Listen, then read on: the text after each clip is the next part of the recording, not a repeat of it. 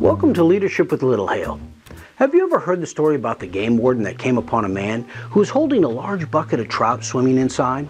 The game warden demanded to see the man's fishing license, but the man with the bucket said, "Sir, I am not fishing.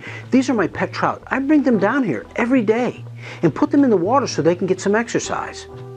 After a bit, I whistle, and all of them come back and jump back into the bucket." The game warden said, "You are lying to me. I want to see your fishing license." The man with the bucket said, "No way, sir. I'll prove to you I'm not lying." He stepped up to the side of the creek and he poured the fish into the water. The two men stood there for a bit, watching the fish shimmer and scatter in the water. The warden then looked up at the man and said, "Well, when are you going to prove me a liar? Whistle, get those fish back here and have them jump back in the bucket." The man looks up and says, "What fish?" This leads me to today's topic. What is the difference between a setback and an obstacle? Let me begin by defining the difference between the two. A setback is an unforeseen event, an adverse situation, an issue you just did not see coming, a complete and total surprise. An obstacle, on the other hand, is a barrier, a hurdle, or an impediment. An obstacle is tangible and measurable. It is qualitative and quantitative. You can wrap your head around it. You can go through it, over it, under it, around it. You can see it. It is not a surprise. So what should you do when encountering a setback or an obstacle?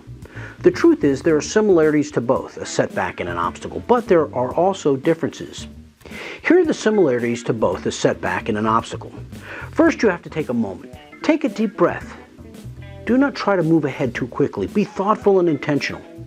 Plan your next move. Steady yourself by planning each step and survey the current condition, because what you do next matters. Now, the next thing you must do is ask the right questions. Now, the right questions are very important. The reason why is because the questions you ask are different if it is a setback versus an obstacle. You see, with a setback, you must ask, what just happened? You must ask, why did this happen? And finally, could I have prevented this from actually happening? These are reflective questions specific to a surprise or an unexpected event. What makes the above story ironic and amusing is that the guy with the bucket of fish really begins with an unexpected setback. He literally is caught holding the evidence when surprised by the game warden. But then he turns it into an obstacle by asking the right questions and overcoming a barrier. In short, he finds a way around it. He quickly asks the right questions specific to an obstacle. What have I learned? And have I learned this before?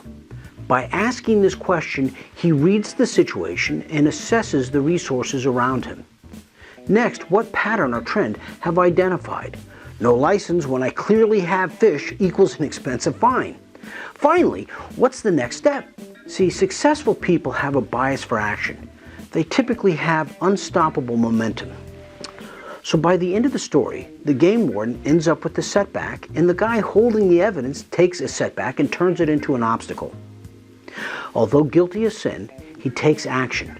The lesson is that regardless of whether it is a setback or an obstacle, what defines you is not how you went down, but how you choose to get back up. Let me say that again. What defines you is not how you went down, but how you choose to get back up. You make the choice to turn a setback into an obstacle. You see, if you accept the setback and never learn from it, then it is just that, a setback, rather than an opportunity to grow and to learn. I've never met a successful person that allows a setback to define them. They make the choice to get up, to move intentionally and purposely forward. By taking action, you create momentum. The result of getting up and taking action says you are unstoppable. Only you can determine your destination. Remember, you can change direction overnight, but your destination requires sustained action and intentional planning.